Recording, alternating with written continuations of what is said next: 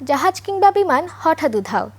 Bermuda ট্রায়াঙ্গেলকে ঘিরে এমন গল্প শুনে আসছি বহুদিন, কিন্তু সত্যি কি এটি কোনো রহস্যময় অঞ্চল, নাকি ঘটনাগুলোর পেছনে রয়েছে বিজ্ঞানের যুক্তি? জানাচ্ছেন মোহাম্মদ তাওহিদ ইবনে মুশফিক।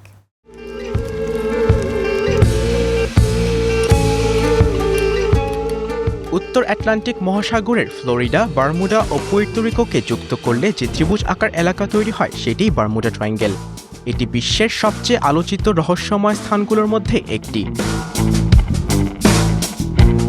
1945 সালে ফ্লাইট 19 নামে পরিচিত মার্কিন নৌবাহিনীর 5টি প্রশিক্ষণ বিমান নিখোঁজ হওয়ার পর থেকেই এই অঞ্চলকে ঘিরে রহস্য আরও গভীর হয়।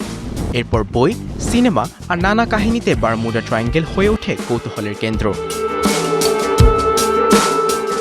অনেকে মনে করেন এখানে কম্পাস অকার্যকর হয়ে যায়, কেউ বলেন ভিন গ্রহের প্রাণী কিংবা হারিয়ে যাওয়া অ্যাটলান্টিস শহরের রহস্যময় শক্তি এসব ঘটনার কারণ।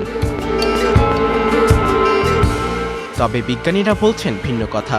তাদের মতে এই অঞ্চলটি বিশ্বের ব্যস্ততম নৌ ও বিমান চলাচলের পথগুলোর একটি। আকস্মিক ঝড়, শক্তিশালী গালফ স্ট্রিম স্রোত, বিশাল ঢেউ, মানবিক ভুল বা যান্ত্রিক ত্রুটির কারণেই বেশিরভাগ দুর্ঘটনা ঘটে। আর প্রতিদিনই অসংখ্য জাহাজ ও বিমান নিরাপদে এই এলাকা অতিক্রম করছে। অর্থাৎ রহস্যের গল্প যতই জনপ্রিয় হোক, এখন পর্যন্ত বারমুডা ট্রায়াঙ্গেলে কোনো অতিপ্রাকৃত ঘটনার বৈজ্ঞানিক প্রমাণ মেলেনি। তবুও প্রশ্ন থেকে যায়, সমুদ্র কি তার সব রহস্য সত্যি উন্মোচন করেছে? মোহাম্মদ তাওহিদ ইবনে মুশফিক, মুক্ত খবর, 21 টেলিভিশন।